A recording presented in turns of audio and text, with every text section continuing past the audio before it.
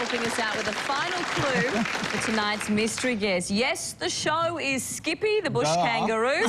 Remember Clancy, though, the teenage girl who was visiting Waratah Park from England. Well, she's back again. Liza Goddard has come all the way from the UK to be here tonight. Would you please make her welcome?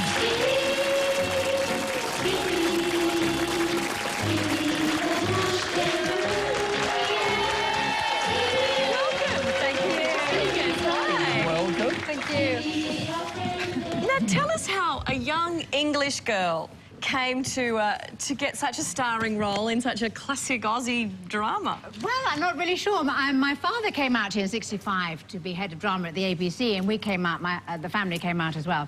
And I started working in the theatre. And then I went along for an interview for a new series that they were making called Skippy the Bush Kangaroo. They wanted a girl.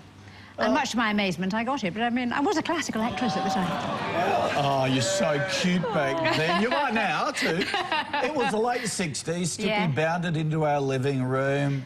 It won Logies. I know, we had no idea. It was shown on 80 countries around the world. Did you ever think it would get that big? No. I had no idea it would be so well-known overseas. In fact, when I left in '69 when the show finished, I went to Japan. I got off the plane, and all these people at the airport with posters and limousines and everything. I thought, oh, I must have been on the plane with somebody really famous. I'm looking around thinking, I wonder who it was.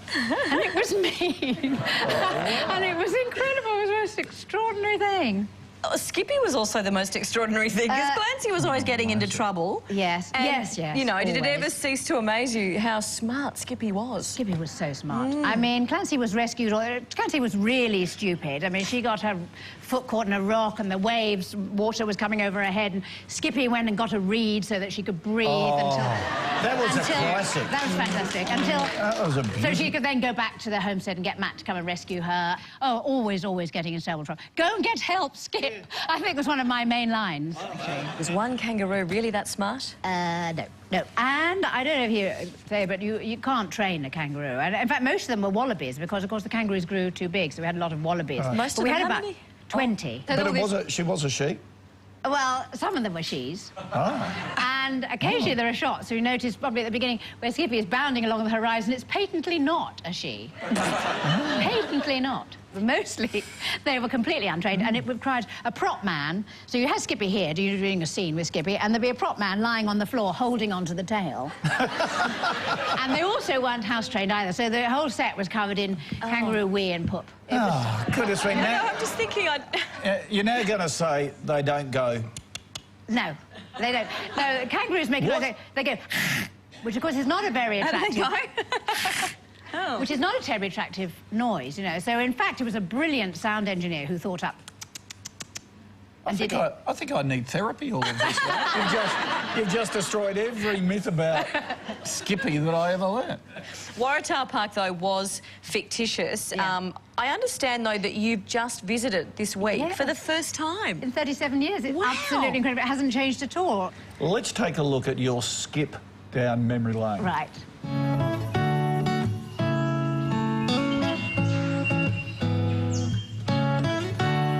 Extraordinary. 2 years of my life spent here. This was the chopper pad here with the hangar beyond. Full of memories for me, because mostly I was here answering the radio. What's that, Skip? 3 men in the lake and Sonny down a mine shaft. I'll get help. Hello, calling Matt. Oh, I've got over.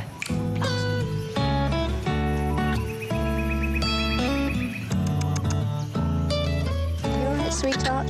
Oh, frightened. But I'd forgotten how spectacular this is. Just glorious. It's beautiful. But Skip introduced you to a lot of Australian animals, emus, and wallabies, and possums, wombats, the whole... If there was one animal here in Australia you could take home, what would it be? Well, I would have said the koala, because they were so enchanting and they were so good. One of the few animals really good on set. You just put a koala, for example, on an ironing board, and you just give it leaves. Let it sit there, chew leaves, look around. And then it would run out of leaves. You go, oh, run out of leaves. And you go, OK, more leaves. And go, oh, more leaves. And all day. But then the other day I met a little baby possum, a little miniature possum. and it went down and nestled in my bra, and I thought, oh, I could take this home and they wouldn't notice at all. It just went straight to sleep. It was lovely. Well, I don't know what we can do about the baby possum, but I'd like you to meet Hogan.